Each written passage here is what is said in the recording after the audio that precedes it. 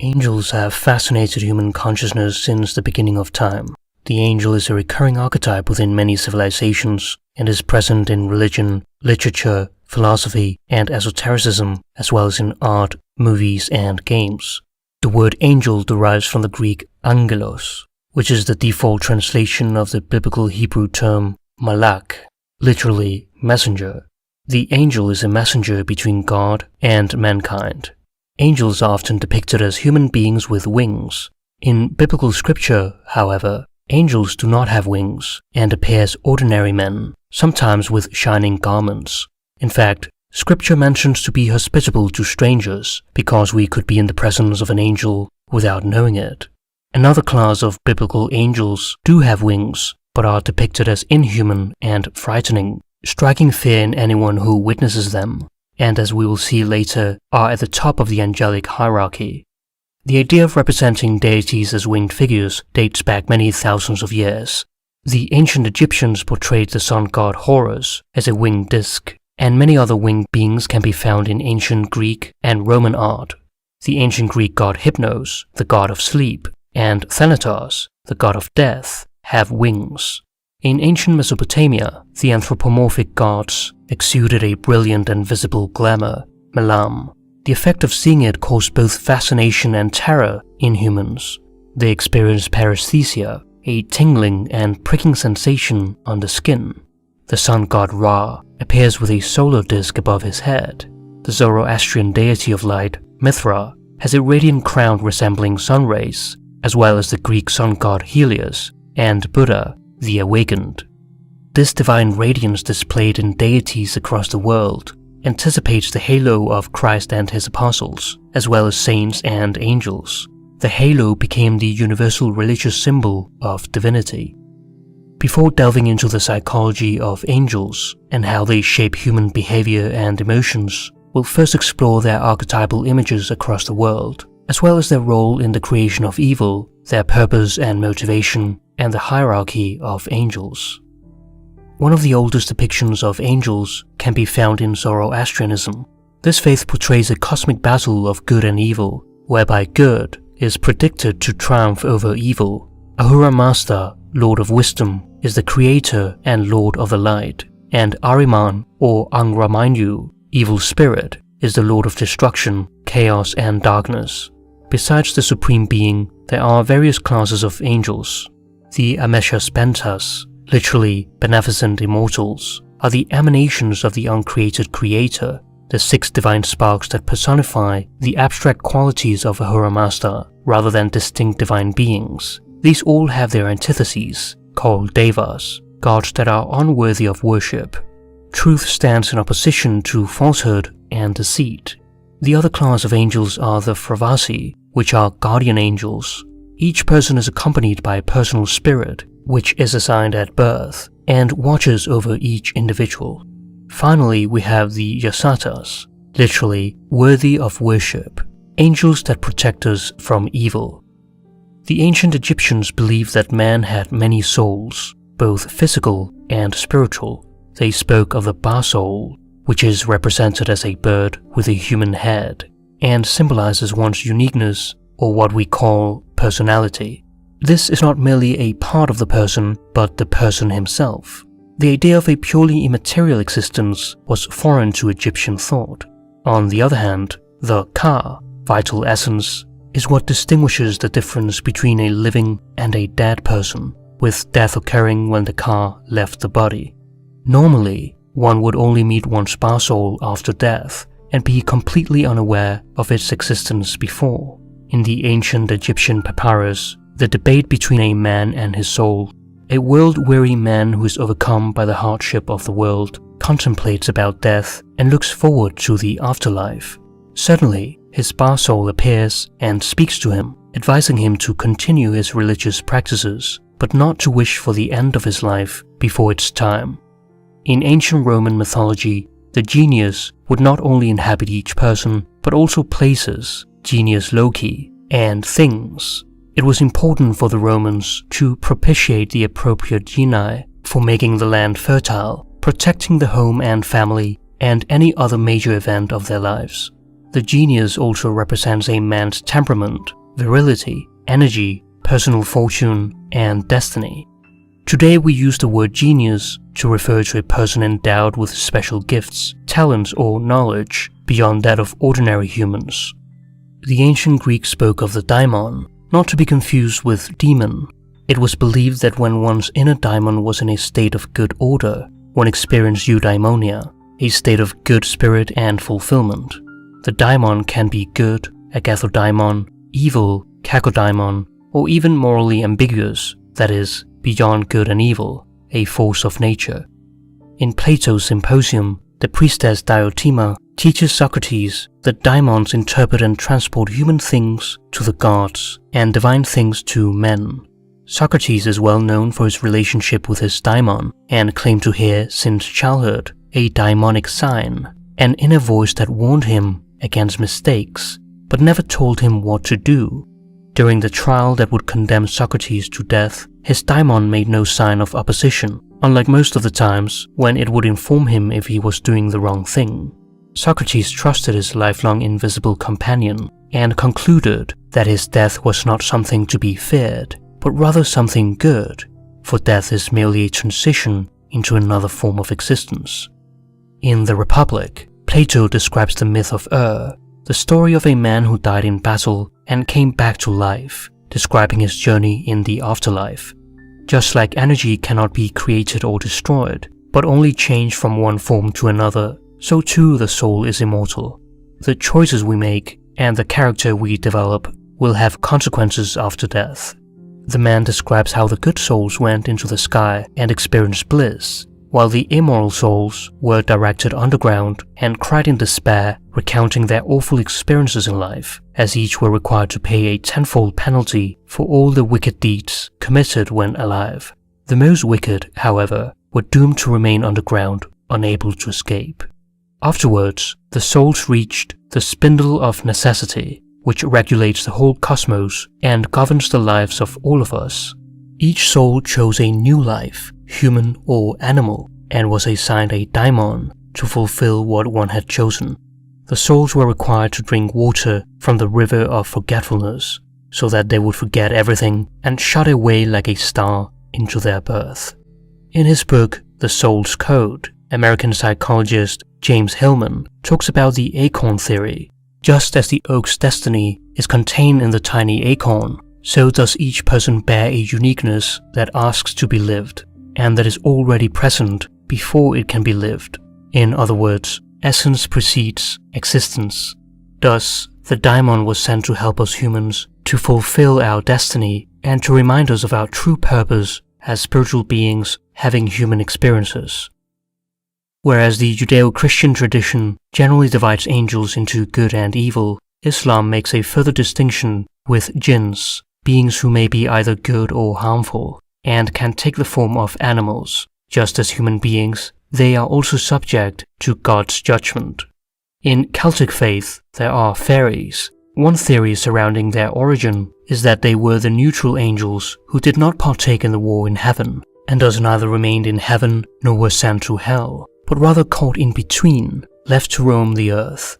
Fairies can be good or evil, and sometimes the term is used to describe any magical creature, such as goblins, leprechauns, imps, elves, etc. The Swiss physician and alchemist Paracelsus wrote about 4 nature spirits or elementals: gnomes, undines, sylphs, and salamanders, which correspond to the 4 elements earth, water, air, and fire, respectively. Whether we talk about angels, daimons, jinns, fairies, or any other of such beings, they all hold something in common, despite their difference in appearance. Namely, they are all archetypal images of the same fundamental pattern, the archetype of the ethereal being. These spirits coexist with us, they just exist at another level of reality. The archetype in itself cannot be seen. Only when it has been brought into consciousness through ritual, myth, and the culture of each country does the ethereal being take on a particular personified form and gains a specific purpose. Ethereal beings are also referred to as social bodies, that is, as existing in between the corporeal and incorporeal realms. we too have subtle bodies, as we exist both on the material and spiritual levels. The difference is that ethereal beings experience reality primarily on a spiritual level, while we experience it on a material level, but that does not exclude the possibility of them interacting in our realm, nor us interacting in their realm. In his book, The City of God, St. Augustine describes the creation of angels at the moment God said, "Let there be light," and there was light. On the first day, God also divided the light from the darkness, which is symbolic of the fallen angels. Before the creation of mankind, angels underwent a trial in which all had the opportunity, by their free will, to remain in their original state of holiness. Those who failed became fallen angels. This is portrayed in the book of Revelation.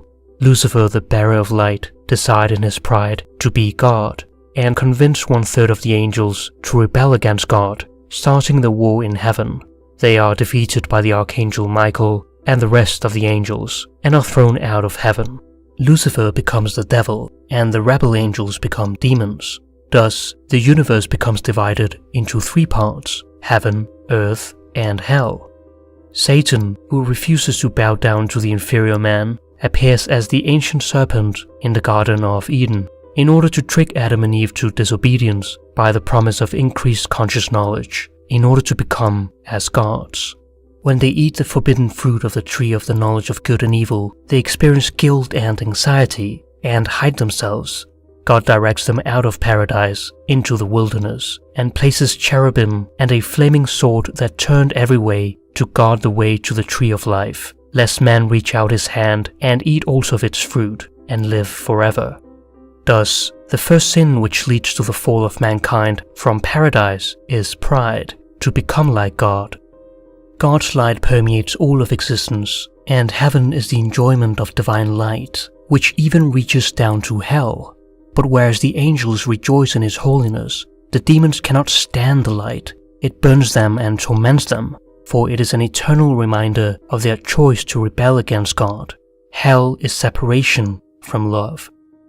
Angels only had to commit one sin to be eternally damned, because once they choose, they have to go all in and there's no going back. They experience no salvation. Due to their nature, however, angels possess far greater knowledge about reality than human beings and can easily discern between good and evil. Whereas we have free will, angels are created for a specific purpose, but had a chance to go against their assigned role in creation. They basically have no essence, but they have a purpose, which is always inseparable from God. The Christian mystic Meister Eckhart writes, "The soul at its highest is formed like God, but an angel gives a closer idea of Him. That is all an angel is, an idea of God." Angels are created to serve God's purposes, which includes delivering messages, waging spiritual battle, executing judgment, etc. Angels are ministering spirits sent to serve those who will inherit salvation. There is also the angel of hope, the angel of faith, the angel of humility, etc., as well as angels created for a specific task, such as joining the triumphant place of God at the day of judgment. Therefore, when the angels rebelled, their purpose became the opposite of what God created them as. This is the perfect act of self-hatred and desire to hurt oneself, a characteristic of the demonic. Each demon has his own Achilles heel, which is the reminder of the original purpose of his creation. The battle between good and evil continues to this day, and will remain so, until the angels blow the trumpets announcing the kingdom of heaven on earth, and the day of judgment, when all people, living or dead, will be judged by God. Regarding angelic motivation to engage in encounters with mankind, one reason may be that angels interact with man because they are merely obeying the will of God. Another reason may be that angels are emotional creatures who experience joy during these interactions with people, because such interactions manifest the glory of God, and that is their primary motivation. Though angels may have been created before man, God created them because of man. Even though man may not have been present at the moment of creation in actuality, he existed as potentiality, as a pattern to be unfolded, the anthropos, or primeval man. Adam was created out of the earth. The name derives from Adama, which is Hebrew for earth. God breathed into his nostrils the breath of life, and man became a living soul. The heavenly realm descends into the earthly realm, and man becomes part of both. As above, so below. Man, the microcosm, is part of the universe as a whole, the macrocosm. Thus, truths about the nature of the cosmos may be inferred from truths about human nature and vice versa. In the Christian celestial hierarchy put forward by Pseudo-Dionysius in the 5th or 6th century, angels are divided into 3 hierarchies, each of which contains 3 orders, based on their proximity to God, corresponding to the 9 choirs of angels. The first group of angels serve God directly. They are God's servants. These biblically accurate angels give us a glimpse into a realm where human eyes rarely access. They appear in a frightening and inhuman form, which may be why their very first words are, "Do not be afraid." In the book of Isaiah, the seraphim are 6-winged fiery beings. 2 wings cover their faces, 2 cover their feet, and with the final 2 they fly.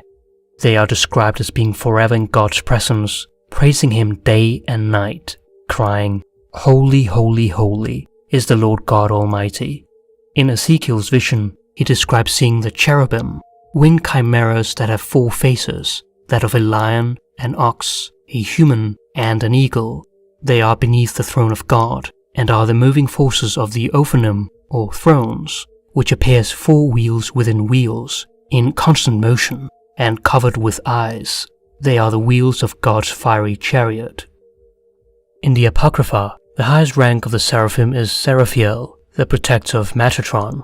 The latter is a figure mentioned in the Book of Enoch, in the mystical Kabbalistic texts, and the Talmud of Rabbinic Judaism.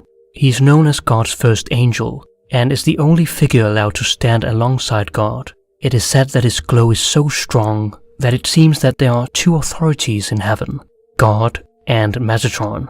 He is also called the Little Yahweh, and is believed to have once been the human Enoch, one of the 2 only men chosen by God to escape death. The second group of angels are those that make God's will happen. They are the heavenly rulers. The dominions keep the world in proper order, regulating the duties of the angels and making known the commands of God. The virtues assist with miracles and encourage humans to strengthen their faith in God. They are also known as the spirits of motions, governing all nature, including the seasons, stars, and planets. And finally, the powers are the warrior angels that fight against evil forces. In the final choir are the angels that are closest to humans and carry out orders from above. They are the earthly messengers. The principalities are those who protect and guide nations, groups of people, and institutions such as the church. The archangels have a role as God's messengers to people at critical times in history, and are unique as they are identified by name. Biblical canon only mentions the archangel Michael, which translates to "who is like God." Michael is the chief ruler and leader of the angels. In the Book of Enoch, however, the archangel Gabriel is mentioned alongside Michael, suggesting that they stand on an equal footing. Gabriel translates to "God is my strength." All archangels have theophoric names, that is, they contain the name of God, El. There are 7 archangels mentioned in total. In the apocryphal Book of Tobit, Raphael, meaning God has healed, reveals himself as one of the 7 angels who stand in the glorious presence of the Lord. And interestingly, in the Book of Revelation, there are 7 unnamed angels who stand before God and have 7 trumpets. These and other mentions in non-canonical works have given rise to the popular conception of the 7 archangels. Finally, at the bottom of the hierarchy, we have the common angels, who deliver messages from the 2 realms. In this group, we also have the guardian angels. In the Book of Matthew, we find direct reference from Jesus of Nazareth that everyone who comes into the world has a guardian angel. Scripture always depicts angels as if they were male. As spirits, angels were created to live for eternity and do not experience death. This suggests that the angelic population far exceeds that of human beings and are too numerous to count. Saint Teresa of Avila once saw an angel who was most beautiful and seemed to be burning in fire. She wrote, Their names they never tell me, but I see very well that there is in heaven so great a difference between one angel and another, and between these and the others, that I cannot explain it. Angels do not just exist in a detached realm or another dimension. On the contrary, though they remain unseen, they have a direct influence on us. Swiss psychiatrist and psychologist Carl Jung writes, "It is remarkable that the angels are always in the plural, a choir of angels. With the exception of Lucifer and the archangels Gabriel and Michael, the angels are not individuals. They appear in choirs and multitudes. They are essentially collective beings." The Swedish scientist and Christian mystic Emanuel Swedenborg experienced a spiritual awakening in his 50s. In a dream, the Lord revealed to him the spiritual meaning of the Bible, and he began to experience strange dreams and visions, and could freely visit heaven and hell to converse with angels and demons. Some of these are documented in his Journal of Dreams. Contrary to Christian belief, he states that every angel and demon are from the human race. They too have the same activities as we do. Their only difference to us is that they are not clothed with a material body. Those who allow themselves to be filled with divine love became angels, while those who immerse themselves in physical pleasures or refuse to let go of their egos chose to go to hell because they are attracted to it. Hell is the place where they can indulge in everything that gives them pleasure. When we turn away from our self-centered ego, it is like a weight is off our shoulders, as if we could fly. As G.K. Chesterton wrote, "Angels can fly because they can take themselves lightly." The visionary artist William Blake was an acute reader of Swedenborg and had visions of angels since childhood. On his deathbed, he gloriously sang of the sights of angels in heaven. Blake became critical of Swedenborg's view of heaven and hell as separate, and proposed the marriage of heaven and hell. Both are necessary for human experience, for without contraries is no progression. Jung writes, "The angels are a strange genus. They are precisely what they are and cannot be anything else. They are in themselves soulless beings who represent nothing but the thoughts and intuitions of their Lord. Angels who fall, then, are exclusively bad angels." Jung describes the fall of angels as a premature invasion of the human world by unconscious contents. The Book of Enoch depicts the interaction of the fallen angels, called the Watchers, with mankind. They transgress the boundary between heaven and earth after begetting children with women, giving birth to the Nephilim, mysterious great giants briefly mentioned in Genesis. They threaten to devour mankind, and God sends a great flood to rid the earth of these giants, warning Noah to build an ark, so as not to eradicate the human race. Jung compares the fallen angel motif to the effect of inflation, which can be observed, for example, in the megalomania of dictators. As an archetype, the angel emerges from the deep timeless portion of the psyche, the collective unconscious. The idea of archetypes is an ancient one. It is related to Plato's concept of ideal forms or patterns already existing in the divine mind, that determine in what form the material world will come into being.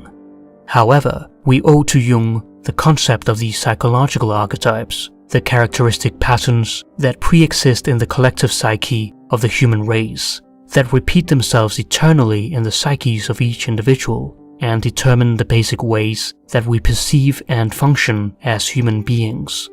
When an angel appears to a human being, it is a liminal event occurring at the threshold between the known and the unknown, the conscious and the unconscious. It is the constellation of what Jung calls the transcendent function, which relieves the tension of opposites and unites them as the third element. As such, the angel is a reconciling symbol. The angel unites the ego with the self, the individual with the cosmos, the soul with God. Apart from a religious or metaphysical sense, angels can be seen as archetypal symbols of guidance, instruction, hope, and protection. The encounter with angels or demons can represent projections of one's psyche. We must be wary, however, of calling all such experiences transpersonal. They may also be of a psychopathological or delusional nature, which largely depends on one's mental health. Generally speaking, the former has a positive effect, while the latter has a negative effect. Angels and demons, positive and negative emotions, are in constant battle within us, and some emotions are more powerful than others, just as there are more powerful demons and angels in the hierarchy. Sometimes despair triumphs over hope, other times chastity prevails over lust, etc. We cannot fake genuine emotions. They come to us. Telling a person who is sad to be happy proves to be ineffective, as such a person has become enveloped by that which contains the entire pattern of that emotion, which can be low or high in intensity. To experience the entire spectrum of an emotion in the fullest sense is rare and overwhelming. It can only be experienced temporarily, for it is akin to being fully possessed by an archetype, and thus one is no longer human. Whether this is experienced naturally or artificially, we ultimately have to come back to what is humanly possible, and it can be difficult to readapt to our daily duties after witnessing the other side. We all have a positive right conscience depicted in our daimon, guardian angel, heart, inner voice, etc., and a negative false conscience called the devil, seducer, tempter, evil spirit, etc. Everyone who examines his conscience is confronted with this fact, and he must admit that the good exceeds the bad only by very little, if at all. Jung writes, "We ought to avoid sin, and occasionally we can, but, as experience shows, we fall into sin again at the very next step. Only unconscious and wholly uncritical people can imagine it possible to abide in a permanent state of moral goodness. But because most people are devoid of self-criticism, permanent self-deception is the rule. A more developed consciousness brings the latent moral conflict to light, or else sharpens those oppositions which are already conscious. Reason enough to eschew self-knowledge and psychology altogether, and to treat the psyche with contempt. The quest for self-knowledge is a task for the few, for the path that leads to salvation is like that of a sharp razor. It is hard to tread and difficult to cross. The way to destruction, however, is easy to cross and broad, and many enter through it. There are multiple cases of people having a close encounter with the angel of death, but survived or cheated death, so to speak. You may have a hunch that gives you a bad feeling, which motivates you to walk on another path, only to find out later that a deadly accident had occurred in the exact same place. Or you may be driving on the road and feel an urge to stop, when suddenly a child runs across the street. Angels can protect us from attacks or assist us when we are in need. The idea of angels generally comes from miraculous experiences where one feels that some intelligent agency beyond us has helped us. One feels a presence. It is as if something more intelligent and greater than your ego is alive in you and makes you do things or arranges your fate against your own will and against your own planning. The angel guides a human being in life and sometimes breaks through with a message that has the power to transform one deeply, usually at crucial points in one's life. Our lives continually pass through periods of crisis and stages of transition in which we become more susceptible to the angel's call. Therefore, during the dark night of the soul, the angel may be encountered if God opens our eyes to them. Whenever a man consciously encounters a divine agency which assists, commands, or directs, we can understand it as an encounter of the ego with the self. In Dante's Divine Comedy, Dante the protagonist experiences a midlife crisis and finds himself in a dark wood, threatened by wild beasts.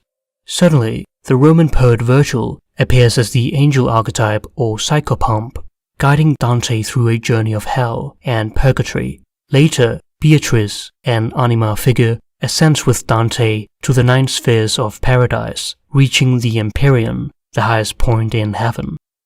Each of us has an invisible guide to accompany us on our journey through life, whether it manifests itself in a dream, vivid intuition, an inner voice, or an actual entity.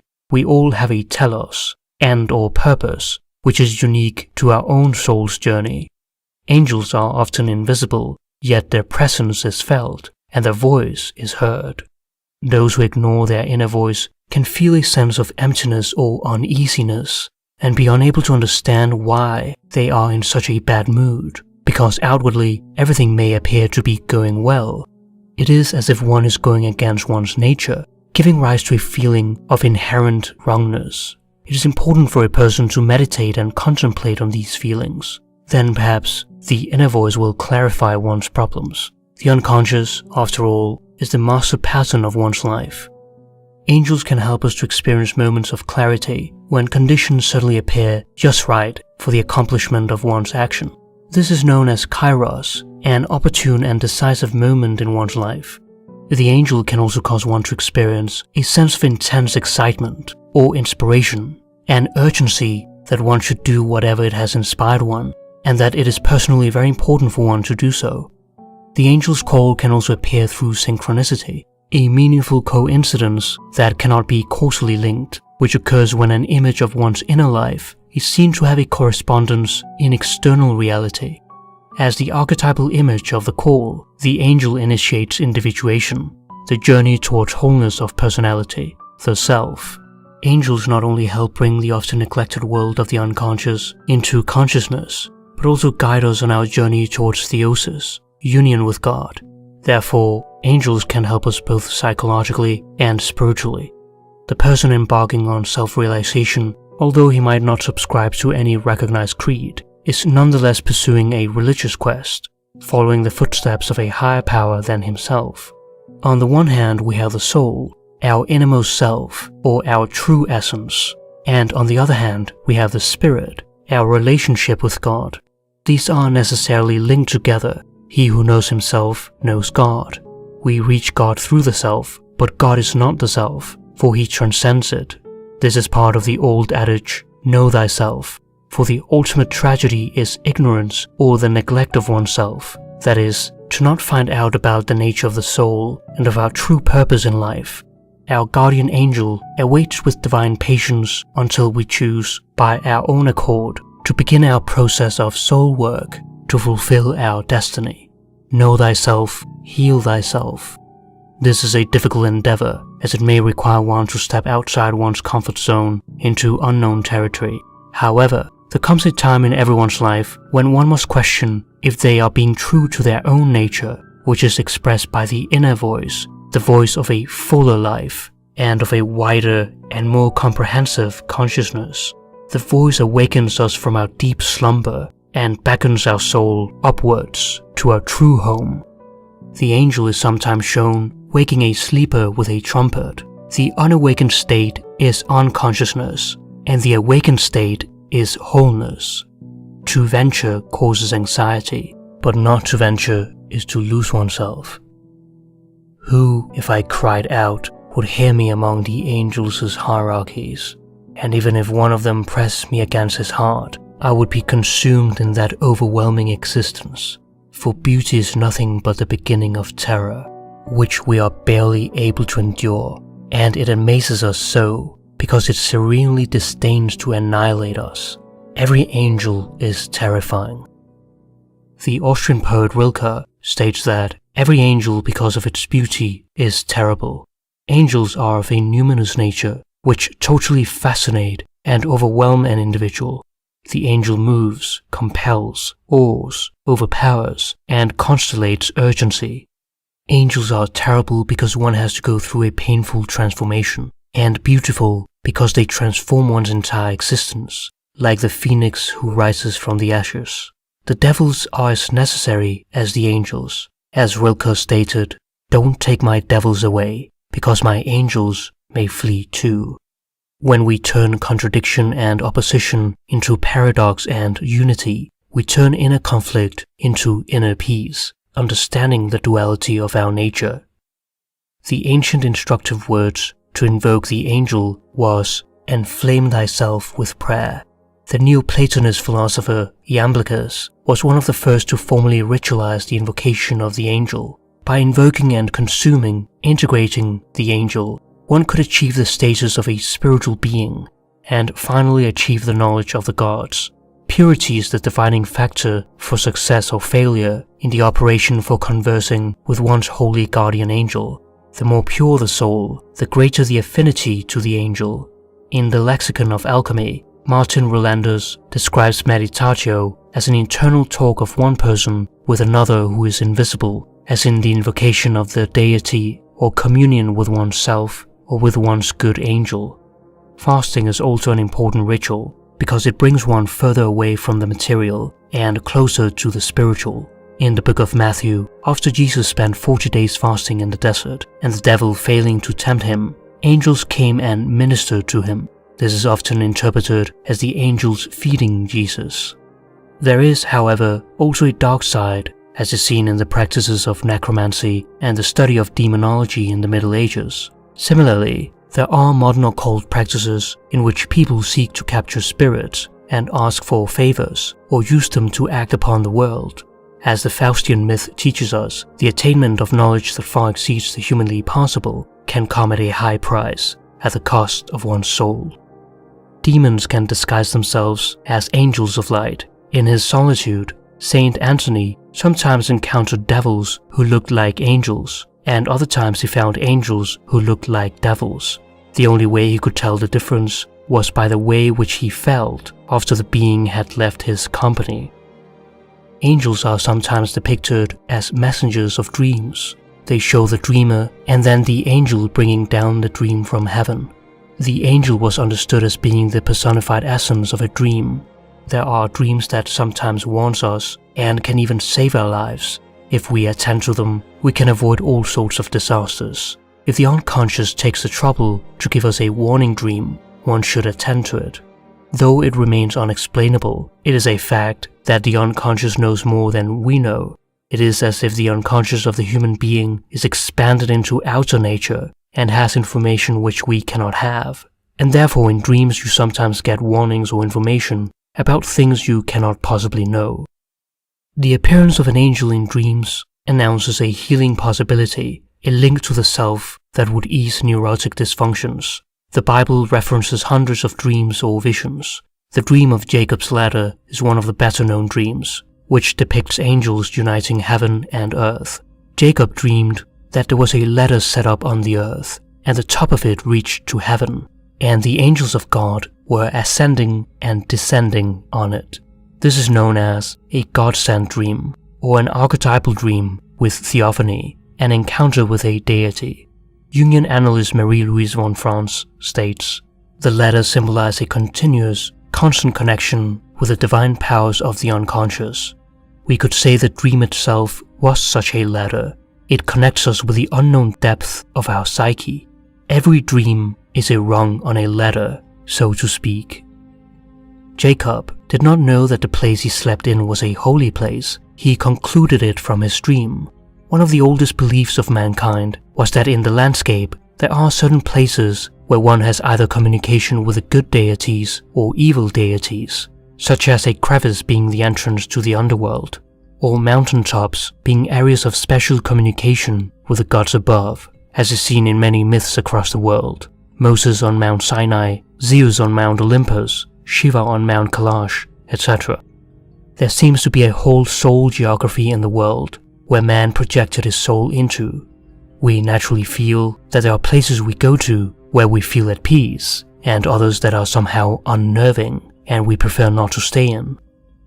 Without wishing it, we are placed in situations which entangle us in something, and we usually don't know how we ended up there. A thousand twists of fate all of a sudden land us in such a situation. When we're faced against a wall and all seems lost, it is not unusual to have an encounter with the self. This is symbolically represented in the biblical motif of Jacob wrestling with a dark angel, and while he dislocated his hip, his struggle prevented a murder. That is how one grows, by being defeated decisively by greater beings. In a sense, Jacob wrestles with himself, and afterwards becomes reborn, receiving the new name Israel, he who wrestles with God. Jacob finds his identity by wrestling with his dark side, and discovers the light. There are 4 features of this story: an encounter with a superior being, wounding, perseverance, and divine revelation, that together form the theme of the encounter with the self. Jung writes, "The god appears at first in hostile form, as an assailant with whom the hero has to wrestle. This is in keeping with the violence of all unconscious dynamism. In this manner the god manifests himself and in this form he must be overcome. The onslaught of instinct then becomes an experience of divinity, provided that man does not succumb to it and follow it blindly, but defends his humanity against the animal nature of the divine power. It is a fearful thing to fall into the hands of the living God, and whoso is near unto me is near unto the fire, and whoso is far from me is far from the kingdom, for the Lord is a consuming fire. Jung knew that God's messenger is the stronger force, therefore he never turned away from the struggle. When he was once asked how he could live with the knowledge he had recorded in his controversial book Answer to Job, he replied, "I live in my deepest hell, and from there I cannot fall any further." The integration of the angel archetype allows us to examine the nature of our essence or soul, the uniqueness that asks to be lived in each of us, and that unfolds itself during our lifetime. Thus, angels carry our true vocation, which is a calling towards the meaning of our life. If we pay attention to our inner voice through dreams, contemplation, prayer, etc., the angel's call towards fulfilling our purpose on earth becomes clearer. This is not just a call of our personal destinies, it is a cosmic call that aligns us to the anima mundi, or world soul, which all living beings form a part of. Every blade of grass has an angel that bends over it and whispers, "Grow, grow." The word animal derives from anima, which is breath or spirit. Humans are the highest of animals, as we are made in God's image. Man is made a little lower than the angels, yet God crowned him with glory and honor, and put everything under his command. Jung writes, "A life without inner contradiction is either only half a life, or else a life in the beyond, which is destined only for angels. But God loves human beings more than the angels." Though hierarchically, we remain lower than the angels, we are loved more by God. It is out of love that God made our bodies in the image of himself, and why he became Christ, who was crucified and died for our sins. Christianity is a unique religion, as it is God that comes directly to man, and not vice versa. While angels are created in heaven and stay there, or were thrown out of heaven when they rebelled, we human beings are created on earth and are capable of moving upwards to heaven or downwards to hell. Only that which can fall is capable of salvation. This is the felix culpa, happy fault or fortunate fall. We have the freedom to choose between good or evil, something that even angels cannot interfere in. This is our blessing and our curse. We are the protagonists in this world of spiritual warfare, and no matter how many difficulties and trials we must overcome, we are all equally capable of uniting our will with that power that is higher than ourselves, and to rejoice in our journey along the way.